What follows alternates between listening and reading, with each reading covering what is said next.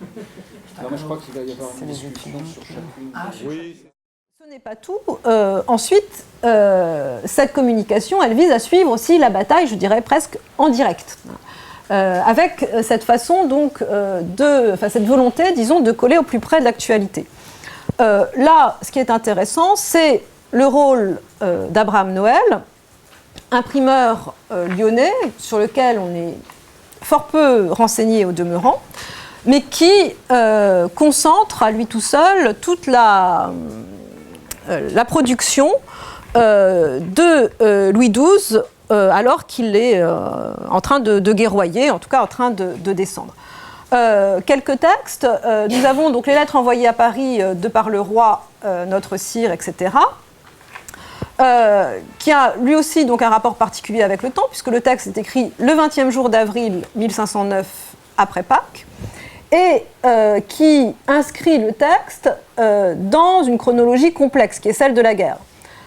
D'abord, la prise de Treviglio, sur laquelle je reviendrai. Treviglio, c'est une place qui est au-dessus d'Agnadel, qui est donc d'abord prise par les Français, puis récupérée en fait ensuite par les Vénitiens. Mais là, au moment où le texte est imprimé, et depuis ce matin est arrivé le poste qui a apporté lettre que mes seigneurs les généraux étant à Milan avaient réécrit au roi notre sire, contenant comme dimanche dernier, 15e de ce mois, Monseigneur le grand maître, réduisait à l'obéissance du dit seigneur, la ville de Trévis, donc il s'agit de Treviglio, qui est donc acquise aux Français.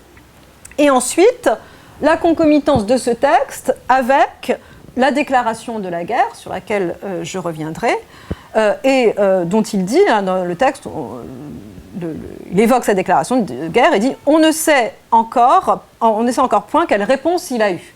Donc, le texte est publié alors que le roi d'Armes est parti faire sa déclaration de guerre à Crémone puis à Venise, mais en même temps, on ne sait toujours pas quelle réponse il a reçue de la part des Vénitiens. Mais ce n'est pas grave, on publie quand même, tout en disant ce qui est en train de se passer. Et enfin, la descente en cours, finalement, du roi et la situation d'urgence. Le texte dit « Le roi se hâte fort d'y aller. Par quoi nous espérons à l'aide de Dieu que devant la fin de ce mois, nous planterons le mai près de Venise. » Et on a donc un accompagnement très fort, disons, de cette bataille. Mais je pense que la vraie publication de la bataille, c'est un autre type de texte encore, qui sont ce qu'on appelle les ordres de la bataille, donc, vous connaissez donc, très certainement, mais qui me semblent là des documents très curieux et dont il faut interroger la fonction précisément parce que ce ne sont pas des textes au sens qu'on entend habituellement, mais des listes. En même temps, des listes qui sont publiées, j'insiste bien là-dessus, elles sont publiées. Et là encore, on peut s'interroger sur le rapport du document à l'événement.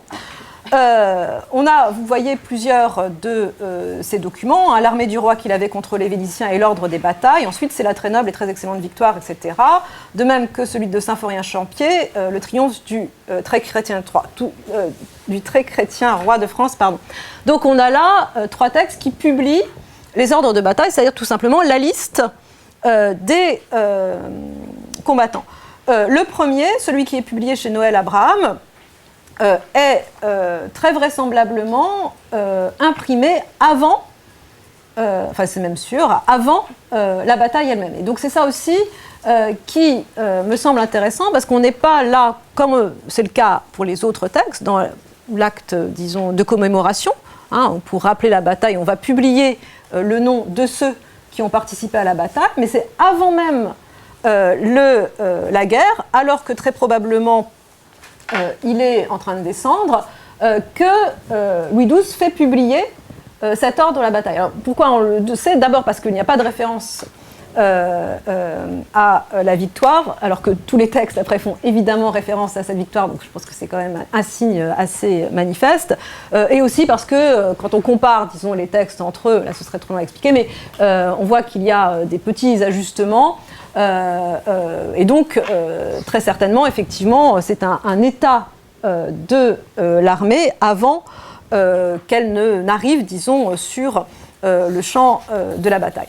Donc, on a là des textes particuliers, des textes sans lecteur, en fait, parce que c'est des textes qui ne se lisent pas, mais des textes avec des usages. Je voudrais faire la différence entre textes qui se lisent et textes dont on use.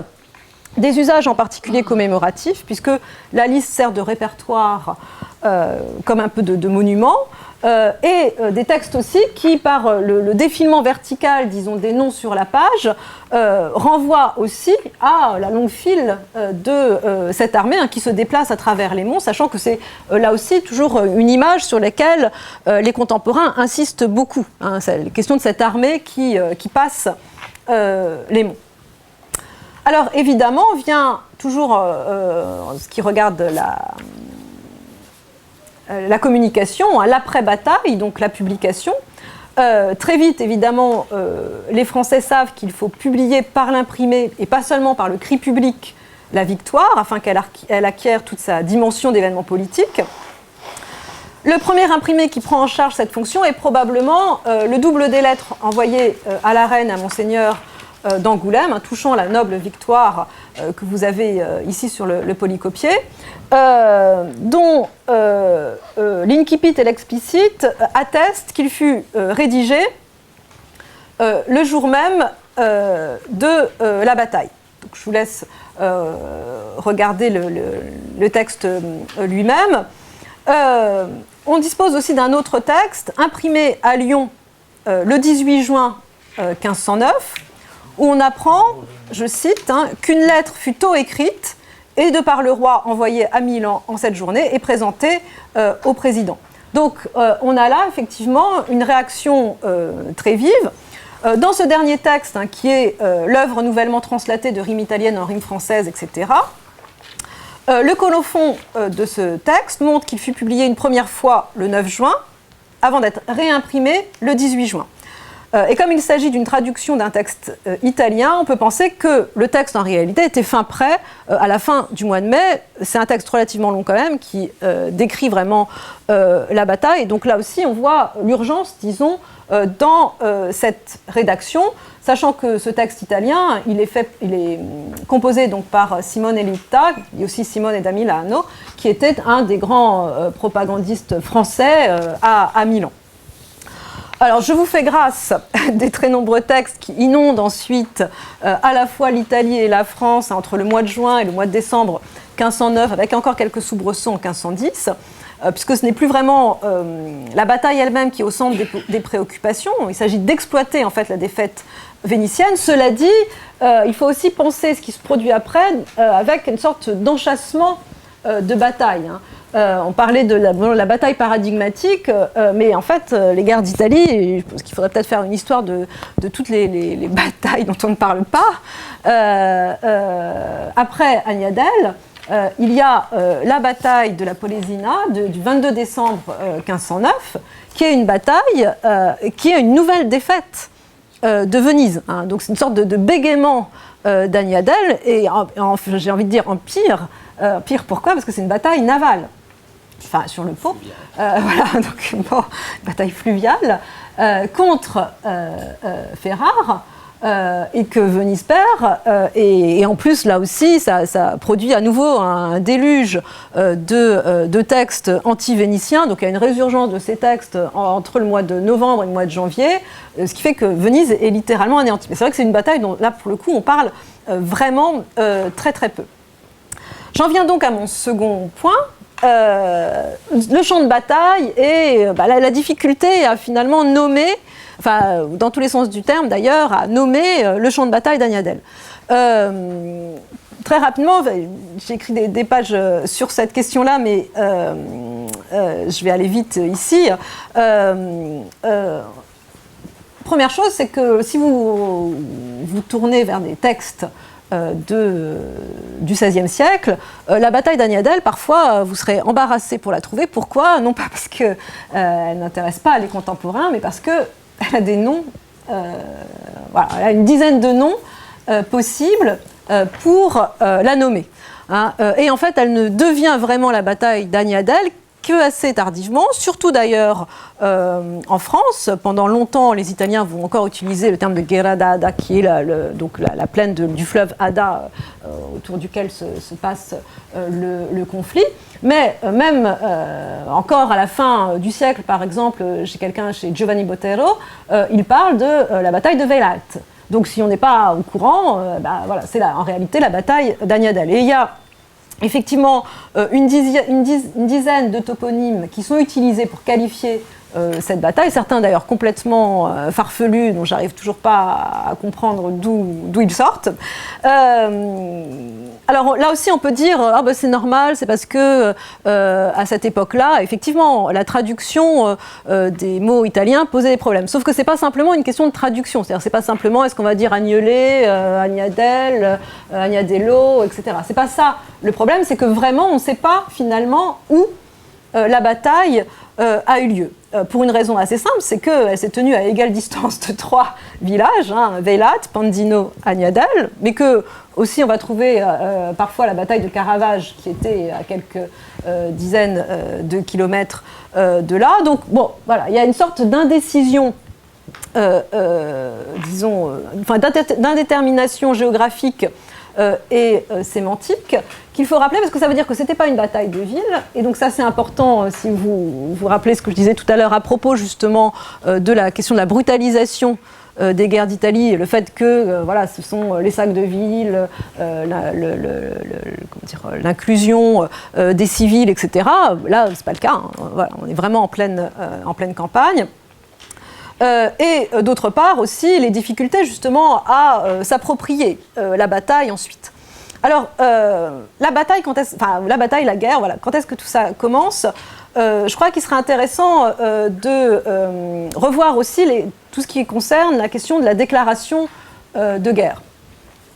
Il y a des travaux en cours sur les héros et sur les rois d'armes, donc je vous renvoie à ce qui... je vous ai mis des références, je pense qu'il y aura des choses très intéressantes qui vont sortir d'ici peu de ces recherches, mais il semble quand même que la question de la déclaration de guerre, en tout cas à l'époque moderne, est un objet, a priori, qui me semble peu travaillé. Ici, on a quelque chose de vraiment formidable, parce qu'on a le récit très précis de cette déclaration de guerre. Alors on a des manuscrits à la BN et à Milan qui sont simplement en fait la déclaration elle-même, c'est-à-dire ce qu'a dit le roi d'armes et la réponse qu'il reçoit. Et on a aussi 2 imprimés, donc vous les avez ici, les lettres de la commission et la sommation faite par le très chrétien roi de France, qui sont donc désimprimés. Le premier texte est publié avant la bataille, et le second après, chez Abraham Noël, encore une fois. Donc là aussi, on voit bien qu'il y a un rapport à l'événement qui forcément est assez différent. Avec en plus l'idée, il y a des sortes de justification. Vous voyez dans le passage à l'imprimé, comme dans les lettres de la commission, comme vous pourrez voir par mon procès verbal que vous envoie, et le connaîtrez comme je l'ai exécuté, pour ce que plusieurs mettent en doute l'entier effet de ma charge. Donc il y a une sorte de justification de Gilbert Chauveau, qui est donc le roi d'armes de Louis XII, qui a besoin de mettre par écrit ce qu'il a fait. Donc là, dans les imprimés, ce n'est pas seulement les déclarations qu'on trouve aussi dans les manuscrits, mais c'est vraiment un récit, une mise en récit de sa mission. Et effectivement, là aussi, je vous invite à les lire, parce que c'est des textes absolument, presque rocambolesques, je dirais, puisqu'il raconte comment il part donc avec son porte-bannière, qui s'appelle Jean-Jacques, et donc ils vont d'abord à Crémone, qui est la première forteresse des Vénitiens quand on quitte Milan, et qui est surtout un lieu contesté par les Français. Il fait sa sommation, c'est-à-dire que si vous rendez Crémone, c'est bon, on se retire, on arrête là la guerre, en gros, ça. Et surtout, il annonce, vous voyez les citations, et à votre refus, je vous déclare, ce dit très chrétien, vous dénonce la guerre mortelle, telle que les Français ont accoutume de faire de toute ancienneté, qui est à feu et à sang. Je reviendrai là-dessus. 3 jours plus tard, alors, évidemment, ça se passe mal à Crémone, enfin ça se passe mal, on leur dit qu'ils passent leur chemin. Donc, ils continuent. Donc, il faut quand même aussi les imaginer qu'ils sont en plein territoire ennemi, que pendant ce temps, il y a déjà, en fait, la guerre a déjà commencé, c'est-à-dire qu'il y a des escarmouches un peu partout, mais eux sont finalement portés par une sorte d'immunité qui les conduit donc jusqu'à Venise. Mais alors à Venise, on fait tout, parce que voir arriver des Français à Venise, c'est quand même problématique. Donc à Venise, ils arrivent secrètement, dit le texte. Donc voilà, il y a tout des gentilshommes vénitiens qui sont dépêchés pour les cacher. Donc après, il raconte comment il rentre dans le palais des Doges, et puis dans les escaliers, il met sa cotte de maille, et Jean-Jacques sort sa bannière. Donc c'est assez, c'est presque cocasse quand on lit, alors que bon. Et donc voilà, il arrive. Il évoque même d'ailleurs la question de la traduction, qui n'est pas inintéressante, le fait qu'il y ait un traducteur, un gentilhomme vénitien qui parle le français. Il fait sa déclaration, je cite, vous avez le texte, sur ce point je vous notifie la guerre mortelle, tant par mer que par terre, à feu et à sang, en tout lieu où résistance sera faite, etc., etc.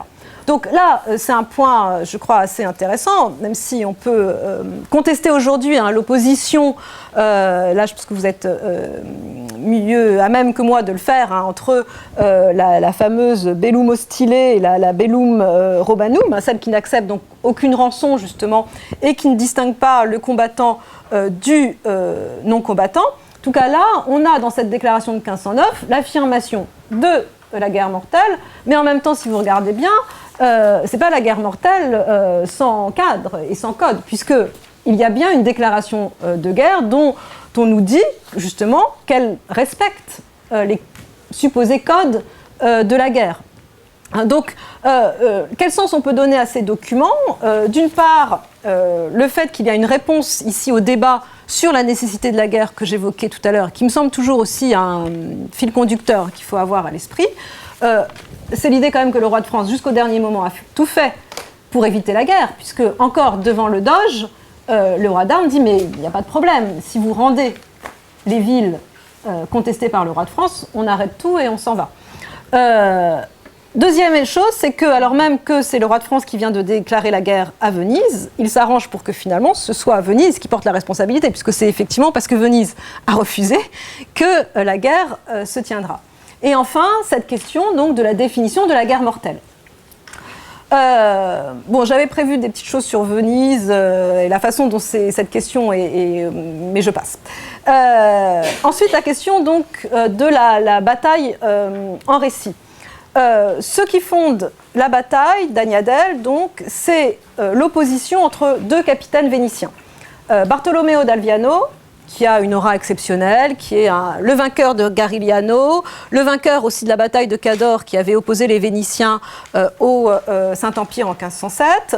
Et l'autre grand capitaine, c'est Niccolo di Pitiliano, qui est un condottiere, au service avant de nombreux princes, en particulier de la papauté, et désormais, enfin depuis déjà quelques années, au service de Venise.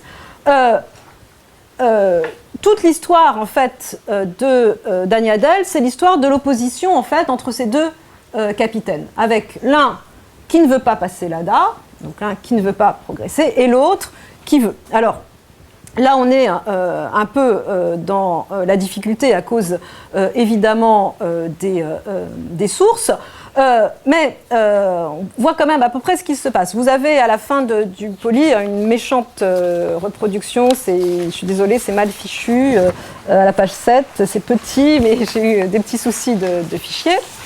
La bataille, elle est assez simple, en réalité, et c'est aussi peut-être pour ça qu'elle a paru pas très intéressante à beaucoup, parce qu'elle dure que 3 heures. Donc évidemment, si on la compare à quelques grandes batailles, comme à Ravenne ou Marignan, bon, c'est vite plié, donc peut-être pas si intéressante. Pas très intéressante non plus pour un stratège, en particulier parce que justement, on a une absence de vision programmatique des deux belligérants. En fait, les deux armées cantonnent pendant très longtemps, quasiment l'une face à l'autre. On a des textes qui disent qu'ils s'entendent parler les uns les autres. et les Vénitiens décident de descendre vers Pondino avec l'idée qu'ils arrêteront à Pondino les armées françaises et là peut-être ils pourront livrer bataille. Donc en réalité les deux armées prennent deux routes parallèles pour descendre vers Pondino, sauf que ce qui se produit c'est qu'à un moment donné les armées françaises comprennent que les Vénitiens sont pas très loin d'eux de l'autre côté qui font le même geste et donc l'avant-garde française attaque l'arrière-garde vénitienne. À l'avant-garde vénitienne, il y a les deux capitaines, Pitiliano et D'Alviano, qui entendent en fait le bruit de l'artillerie, donc ils comprennent qu'il est en train de se passer quelque chose. D'Alviano décide de remonter son armée pour aller porter secours à l'arrière-garde, pendant que Pitiliano reste avec ses armées. Et là, donc D'Alviano arrive, ils arrivent à se mettre sur un petit coteau, vous voyez qui est représenté, et puis en réalité, les choses vont très vite tout en étant, je dirais, en se résolvant en faveur du roi de France, mais d'une ultime manière, quoi. En fait, voilà. Mais il se trouve que finalement, l'armée est défaite alors que Pitiliano est resté, toute l'avant-garde est restée à Pondino et n'a pas bougé. Donc en fait c'est ça le grand problème d'Agnadel. C'est ensuite la façon dont Venise va pouvoir faire avec ça, c'est-à-dire avec le dissensus qui a frappé la tête de ses armées. Donc là, je vais très vite parce que finalement, j'avais effectivement prévu trop longtemps. Donc, vous retrouverez avec mes éléments, on en reparlera tout à l'heure. Ce sur quoi je voudrais revenir, vous voyez que je galope, c'est donc la guerre mortelle. Revenir sur cette guerre mortelle et donc sur le nombre de morts qu'a laissé cette bataille. Plusieurs témoignages, effectivement, insistent sur les conséquences de la mortalité de la bataille. Vous avez des textes de la lettre d'Alessandro Nasi, qui est donc l'ambassadeur florentin auprès du roi Louis XII, qui dit s'il y a eu tant de morts à la bataille, c'est parce que le roi très chrétien avait demandé qu'on ne fasse pas de prisonniers. Et ensuite, encore Antonio Grumello, dans sa chronique, le roi a fait publier un acte pour qu'on ne fasse pas de prisonniers, et donc il y a eu une mortalité exceptionnelle d'hommes. Et en fait, tous les textes rappellent justement cette guerre mortelle qui a été déclarée à Venise par le roi d'Armes, et disent c'est pour ça qu'il y a eu cette mortalité exceptionnelle. En fait, c'est pas si évident que ça non plus. En réalité, des prisonniers, il y en aura. Alors, effectivement, une centaine, d'après Marot, c'est pas beaucoup, en fait, par rapport à ce qu'on pouvait voir auparavant. Cela dit, il y a des prisonniers de valeur, en particulier, justement, D'Alviano, qui a un sujet extrêmement intéressant. Mais là aussi, en fait, les estimations vont bon train. Dans la nuit, d'abord, les Vénitiens sont persuadés de n'avoir perdu quasiment aucun homme. Donc, on voit bien que là aussi, la question de l'information, elle est très problématique. Dans le cas français, les estimations vont bon train, je le disais. Dans la nuit du 14 au 15 mai, l'ambassadeur florentin auprès du roi de France, qui est resté à Milan, apprend de la bouche d'un envoyé de Louis XII que la bataille aurait laissé pour mortes 10 000 personnes. Ensuite, on a des chiffres très variés. Au cours du mois de mai, entre, disons, 10 et 20 000 morts. Après, certains vont encore plus loin, mais on est en gros dans cette fourchette-là. Et ensuite, donc, je vous ai mis plusieurs des textes, justement, de ces ambassadeurs florentins qui sont vraiment très intéressants parce qu'ils font œuvre d'historien, ils rassemblent un peu les sources. Et vous voyez, à un moment donné, il dit, quand il dit « il numero dei morti », etc. Donc, et on voit bien qu'il distingue. Il y a les uomini di conto, donc les hommes de bien, ceux qui parlent sans passion, dit-il. Donc eux, ces gens-là, ils disent qu'il y en a au maximum 4000. Ensuite, il dit il y a il re ed il legato, donc le roi et le légat, qui eux, con grandissima asseverazione, donc eux, ils voulaient absolument lui persuader qu'il y avait entre 13 et 14 000 morts. Ensuite, il dit il y a alcuni altri, donc d'autres encore, qui sont aux environs de 16 000. Et puis ensuite, il dit la comune universale et opinione del vulgo, donc l'opinion universelle dit qu'il y en a 10 000. Bon, et lui finalement, il trouve que tout le monde a tort. Et ensuite, il revient sur son expertise, disons, parce qu'il s'avère que dans les jours qui suivent, en fait, on retrouve des corps et que donc il faut revoir finalement à la hausse, effectivement, le nombre de morts. Aujourd'hui, les historiens disent 6 à 7 000 morts vénitiens, 4 000 français. En réalité, il n'y a pas de source, enfin je dirais, ils disent ça parce qu'ils font la moyenne de tout le monde. Je ne sais pas si c'est une méthode très historique, moi j'ai un peu de mal avec ça, j'avoue, donc bon.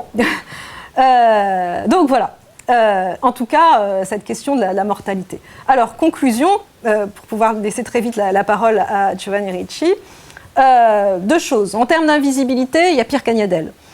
Il y a la bataille de la Motta, sans parler de celle de la Polesina que j'évoquais tout à l'heure, celle de 1513, qui est encore une autre défaite vénitienne d'ailleurs. Donc en réalité, des défaites, Venise en aura connu, encore sous le commandement d'ailleurs de Bartolomé d'Alviano, mais qui est une défaite qui ne décida pas de grand-chose. Et donc, comme je le disais, les guerres d'Italie sont probablement pleines de ces batailles-là.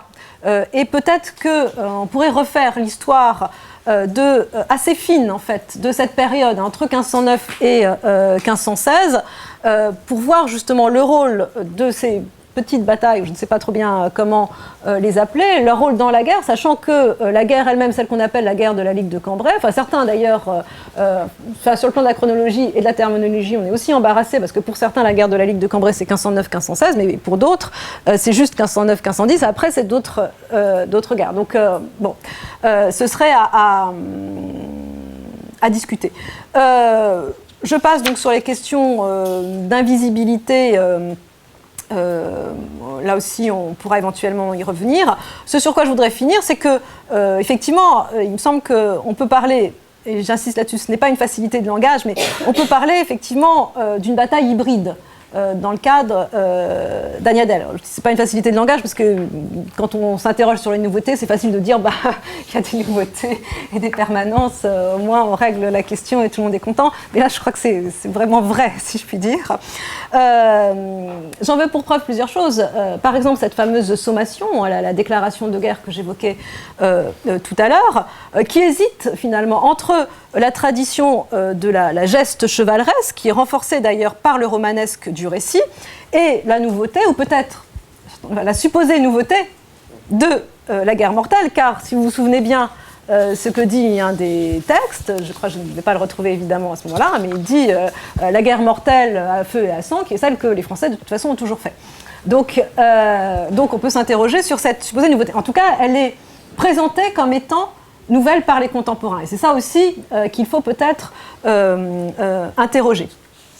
D'autant plus que pour les contemporains, pourquoi est-ce que c'est nouveau ? C'est nouveau parce que c'est pour eux, d'après eux, la première fois qu'elle est présentée, que la guerre mortelle est pas dénoncée, justement, c'est un italianisme, mais présentée, disons, à des chrétiens, alors qu'auparavant, elle était réservée à l'infidèle. En tout cas, c'est ce qu'on trouve dans beaucoup de textes vénitiens. Je veux pour preuve aussi de cette hybridité le fait que le récit de la bataille, je n'ai pas eu le temps tellement de le développer, le récit de la bataille louvoie toujours, en fait, entre une filiation avec la littérature chevaleresque, auquel il emprunte beaucoup, et je parle de la littérature chevaleresque, en fait, celle du XVIe siècle, qui est encore une littérature tout à fait spécifique, hein, donc là, il faut faire bien attention, et également des tentatives par les contemporains, et qui, de ce point de vue-là, n'ont pas attendu Guichardin, d'ailleurs, des tentatives de description rationnelle de la bataille. Donc, voilà, une bataille hybride, sur laquelle on pourra revenir, mais qui montre en tout cas qu'il contient effectivement un objet spécifique, en tout cas dans les guerres d'Italie, si on revient à la question qu'on évoquait au début, à savoir l'historiographie, disons, de ces guerres d'Italie. Voilà, je vous remercie.